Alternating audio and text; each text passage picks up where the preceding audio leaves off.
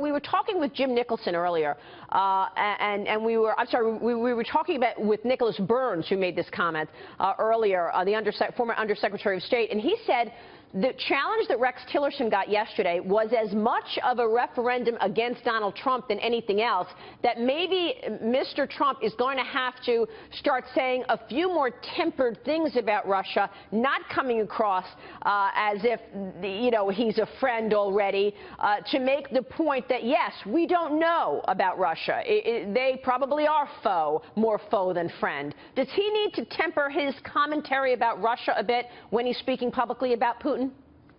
He has said, the president-elect has said many different things about Russia. He has also said, I don't know Vladimir Putin. And he's also said, even yesterday, that his corporation his organization has no assets there. They have no deals there. And I think that's important for people to realize, too. But what he has said, Maria, is that he will be tougher on lots of folks. And he said very clearly yesterday, nobody believed Hillary Clinton was going to be tougher on Russia than Donald Trump may be when it's appropriate, that she had this silly, gadgety plastic device in her Russia reset, which was a colossal failure when she was Secretary of State and, of course, still running for president.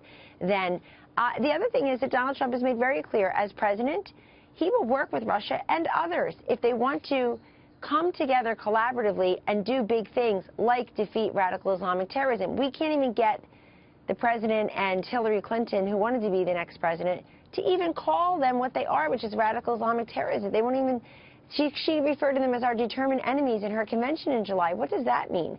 So Donald Trump has said many different things as a candidate, as president-elect, and indeed as president, about the possible relationship between our country and Russia, and I would commend everybody to the fullness of his remarks. Yeah, and I guess early on when, he first chose Rex Tillerson, I was very vocal in terms of I thought it was an incredibly sophisticated and savvy pick. But yesterday, Marco Rubio really pushed back in terms of talking about him as committing war crimes. Were you surprised at that exchange? It was a bit surprising, but that's Senator Rubio's right. He wanted to ask questions, get his answers. We hope that he's satisfied and that we can count on his vote for Mr. Tillerson for Secretary of State, because, Maria, Barack Obama had, as president on Inauguration Day, he had 7 of his cabinet picks already sworn, confirmed, including State, Defense, Commerce, Treasury.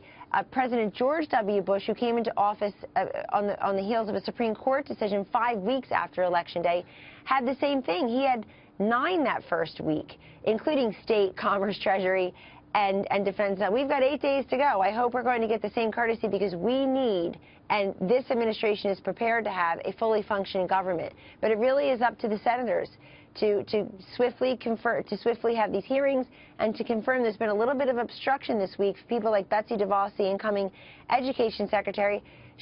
Her office told me all of her paperwork has been completed. It's been submitted to the OGE, and she's confident that it's all in order and that it's complete and that there's nothing out of order, and that yet her confirmation hearing got pushed. So we hope politics is not getting in the way of getting a Secretary of State, Treasury, Commerce, certainly Defense, and all these other cabinets and agencies confirmed. Well, it certainly feels like politics is getting in the way when it comes to media coverage of the president-elect. That press conference yesterday was full of fireworks. CNN reporter Jim Acosta pressing the president-elect for a question, but he was shut down.